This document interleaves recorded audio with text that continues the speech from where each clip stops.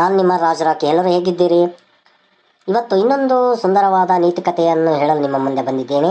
ಅದು ವ್ಯಕ್ತಿಯ ಬಾಹ್ಯ ಸೌಂದರ್ಯಕ್ಕಿಂತ ಆಂತರಿಕ ಸೌಂದರ್ಯ ಬಹಳ ಮುಖ್ಯ ಎಂಬುದರ ಬಗ್ಗೆ. ಅದನ್ನು ಆನೆ ಮತ್ತು ಗೆಳೆಯರ ಕಥೆಯ ಒಂದು ಉದಾಹರಣೆಯೊಂದಿಗೆ ವಿವರಿಸಲು ಬಂದಿದ್ದೇನೆ. ಅದಕ್ಕಿಂತ ಮುಂಚೆ ಇಲ್ಲಿವರೆಗೂ ಯಾರು ನಮ್ಮ ಪೇಜನ್ನು ಸಬ್ಸ್ಕ್ರೈಬ್ ಮಾಡಿಲ್ಲ, ಪ್ಲೀಸ್ ಸಬ್ಸ್ಕ್ರೈಬ್ ಮಾಡಿ, ಕಮೆಂಟ್ ಮಾಡಿ, ಶೇರ್ ಮಾಡಿ, ಫಾಲೋ ಮಾಡಿ, ಪ್ಲೀಸ್ ಸಪೋರ್ಟ್ ಮಾಡಿ. ಬನ್ನಿ ಕಥೆಯನ್ನು ಹೇಳ್ತಾ ಇದ್ದೀನಿ. ಒಂಟಿ ಆನೆಯು ಸ್ನೇಹಿತರನ್ನು ಹುಡುಕುತ್ತಾ ಕಾಡಿನಲ್ಲಿ ನಡೆದಾಡಿತು. ಆಗ ಅದು ಮರದ ಮೇಲೆ ಕುಳಿತಿದ್ದ ಕೋತಿಯನ್ನು ಗಮನಿಸಿತು ಮತ್ತು ನಾವು ಸ್ನೇಹಿತರಾಗಬಹುದೇ ಕೋತಿ ಎಂದು ಕೇಳಿತು. ಕೋತಿ, ನೀನು ದೊಡ್ಡವನು ಮತ್ತು ನನ್ನಂತೆ ಮರದಿಂದ ಮರಕ್ಕೆ ಜಿಗಿಯಲು ಸಾಧ್ಯವಿಲ್ಲ, ಹಾಗಾಗಿ ನಾನು ನಿನ್ನ ಸ್ನೇಹಿತನಾಗಲು ಸಾಧ್ಯವಿಲ್ಲ ಎಂದು ಉತ್ತರಿಸಿತು. ಬೇಸರಗೊಂಡ ಆನೆಯು ಮುಂದೆ ಸಾಗಿದಾಗ ದಾರಿಯಲ್ಲಿ ಸಾಗುತ್ತಿದ್ದ ಮೊಲವನ್ನು ಕಂಡಿತು. ಆನೆಯು ಮೊಲವನ್ನು, ನಾವು ಸ್ನೇಹಿತರಾಗಬಹುದೇ ಮೊಲ ಎಂದು ಕೇಳಿತು.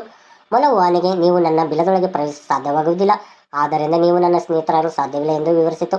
ನಂತರ ಆನೆಯು ಕಪ್ಪೆಯನ್ನು ಭೇಟಿಯಾಗುವವರೆಗೂ ಮುಂದುವರಿಸಿತು ಮತ್ತು ಆನೆಯು ಕಪ್ಪೆಯನ್ನು ಅದೇ ಪ್ರಶ್ನಿಸಿತು.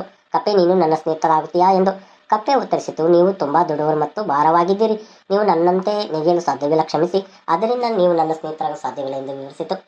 ಆನೆಯು ತನ್ನ ದಾರಿಯಲ್ಲಿ ಸಿಗುವ ಎಲ್ಲ ಪ್ರಾಣಿಗಳನ್ನು ಕೇಳುವುದನ್ನು ಮುಂದುವರಿಸಿತು, ಆದರೆ ಎಲ್ಲರಿಂದಲೂ ಇಲ್ಲ ಎಂಬ ಉತ್ತರ ದೊರೆಯಿತು. ಮರುದಿನ ಆನೆ ಎಲ್ಲ ಕಾಡಿನ ಪ್ರಾಣಿಗಳು ಭಯದಿಂದ ಓಡುತ್ತಿರುವುದನ್ನು ಕಂಡಿತು. ಏನಾಗುತ್ತಿದೆ ಎಂದು ಕೇಳಲು ಆನೆಯು ಕರಡಿಯನ್ನು ನಿಲ್ಲಿಸಿತು ಹಾಗೂ ಕಾಡಿನಲ್ಲಿ ಏನಾಗುತ್ತಿದೆ, ಏಕೆ ಎಲ್ಲರೂ ಓಡಿ ಹೋಗುತ್ತಿದ್ದಾರೆ ಎಂದು ಪ್ರಶ್ನಿಸಿತು. ಆಗ ಕರಡಿಯು, ಹುಲಿ ಎಲ್ಲ ಸಣ್ಣ ಪ್ರಾಣಿಗಳ ಮೇಲೆ ದಾಳಿ ಮಾಡುತ್ತಿದೆ ಎಂದು ತಿಳಿಸಿತು.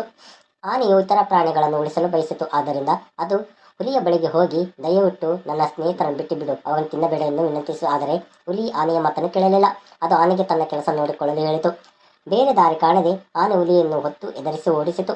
ಕೆಚ್ಚದೆ ಕಥೆಯನ್ನು ಕೇಳಿದ ನಂತರ ಇತರ ಪ್ರಾಣಿಗಳು ಆನೆಯ ಬಳಿ ಬಂದು, ನಮ್ಮನ್ನು ಕ್ಷಮಿಸು ಹಾಗೂ ಇಂದಿನಿಂದಲೇ ನಾವೆಲ್ಲ ನಿಮ್ಮ ಸ್ನೇಹಿತರಾಗುತ್ತೇವೆ ಆನೆಯ ಜೊತೆ ಗೆಳೆತನ ಮಾಡಿಕೊಂಡವು.